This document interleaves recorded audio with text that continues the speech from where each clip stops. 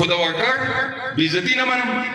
د ورکر سره بدتمیزي نه منم. موږ اواز چوتو د ورکر په حق کې به چوتو. د چا سره چې کوم نه مطلب هیڅ قسم علم نشته. چرانو په نوټس کې دراولم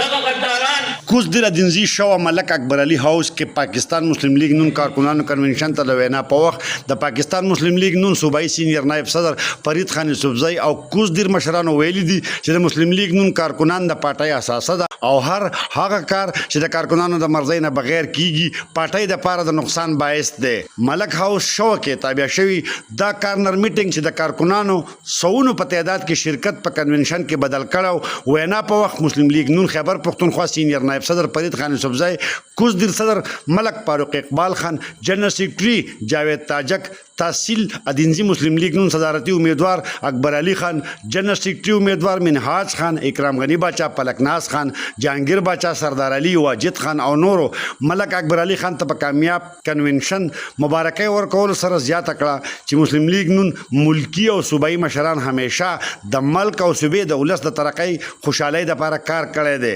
او چې کله هم د مسلم لیگ نون حکومت راغلی دی ملک د ترقۍ سره مخ شوی دی. همدغه شان په دغه وختونو کې صوبایي قیادت امیر مقام خان د صوبې په خصوصي توګه ملکن ډیویژن ولسي ترقۍ دپاره کار کړی دی. وینا کوونکو په کارکنانو خپل منځ کې اتحاد او اتفاق او شخصیاتو په ځای پارټۍ مفاداتو خیال ساتلو زور ورکړو. د مسلم لیگ نون تحصیل دینزي تنظیم جوړولو لپاره روانې میاشتې په 25مه نیټه انتخابات کیدونکي دي چې د نن غونډه پکې د اهمیت وړ ګڼل کیږي. ناجایزه کوي وایي که زر حق څومره لوی دی په سر یې لار ده. ښه ټیک ټاک هغې جواب ورکړه، ښه ټیک ټاک ماله جواب ورکړه. زه ناجایزه وایم، زه به غلطه یم، ماله جواب ورکړه. خو د ورکر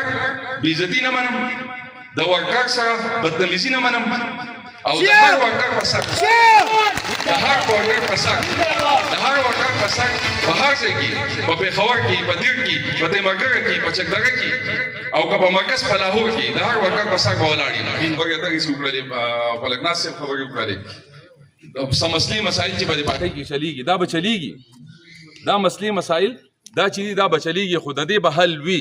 او کم سړی چې په جایزه وي د هغې سره مونږ ولاړ یو، د هغې سره عوام ولاړ دي، د هغې سره به زما ښه ټیک ټاک صدر ودرېږي، د هغې سره به ښه ټیک ټاک زما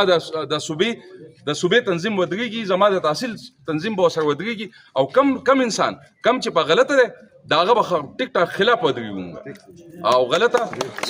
دا مسلې مسایل دا به انشاءالله تعالی دا به دوی مونږ له راټولوي. ځکه چې پارټي د ورکر ده، پارټي زما نه ده، پارټي ستا نه ده،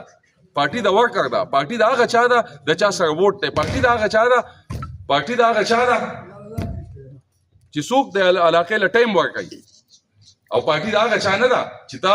په یو ځای کې ناست او خپلې فیصلې کوي. نو خپلې فیصلې به هېڅوک نه کوي او زه خو خپله فیصله ما دا مشران نن راغلي دي دلته کې ناست دي، زما چې کوم مشران دي هغه دا د ضلع صدر دی او د ضلع د صدر طاقت هم ماته معلوم دی، د هغه حیثیت هم ماته معلوم دی، په خپل هم خانداني سړی په خپله پارټۍ کې هم د هغه یو حیثیت دی او هر سړي له جواب هم ورکولی شي. نو زه ورته دا درخواست کوم چې کومې مسلې مسایل د ورکرز په درمیان کې دي هغه ټولې مسلې مسایل تاسو وګورئ دواړو طرف ته، یو طرف ته فیصله مه کوئ، یک طرفه چې کوم سړي ته څوک په ناجایزه دي هغه مسلې حل کړئ. خو چېرته به اختلاف راځي، چېرته جمهوري خبره ده په هغې باندې یو پوټی که سړی لرې کېږي نو زما په خیال چې دا د انا مسلې د دې نه جوړول کېږي. زه په سختۍ سره دا تاکیدن وایم چې د اختلاف هېڅ قسم گنجایش به دی. زمونږ باندې اعتماد او یقین به تاسو ساتئ، پارټي به را جوړو، وروري به را جوړو، مونږ په تعداد کې لږ یو خو د الله فضل د ایمان په حساب جګ یو. د ضلع له د وطن له به ښکلا راوړو، ترقي به راوړو، اتفاق به راوړو او انشاءالله په کم ډګر په کم ځای کې چې د پاکستان مسلم لیگ اواز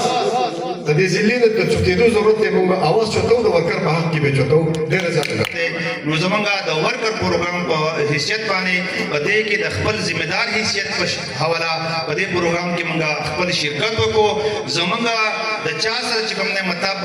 هیڅ قسم علم نشته، مونږ کوشش دا کوو چې مونږ د خپله تنظیم د خپله پارټي دا په تحصیل دینځای کې او په خپله ضلع کې چې کومې دا مونږ متحد کړو. دا صرف د دې لپاره و چې زمونږ یو بل سره ډېر وخت شوی و، زمونږ په دې ځای کې میټینګ نه و شوی. د ډېرو ملګرو زمونږ غوښته زمونږ چې کوم سینیر ملګري دي هغوی دا غوښته چې تاسو په دې خپل ځای کې یو میټینګ ارینج کړئ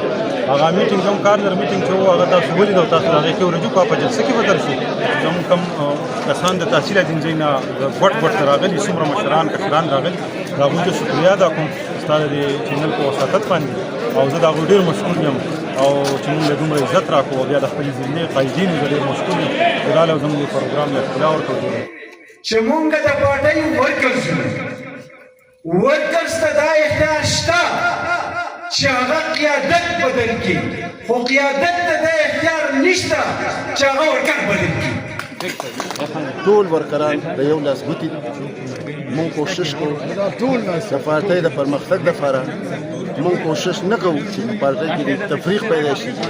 زه خپلو مشرانو سره دا ګیره کوم رئیسیت زه په 2022 کې بلدیات الیکشن ما کړی په ټولو ضلع کې ما زیات ووټ اخیستی دی او ما خپل سیټ ګټلی د پاکستان مسلم لیگ په ټکټ باندې ما 600 ووټ اخیستی دی او نن زما دا حل دی د پارټۍ کې چې ما دیوال سره لګی او د تحصیل الیکشن د باره کې زه د ووټ د حق نه محرومه کړی یم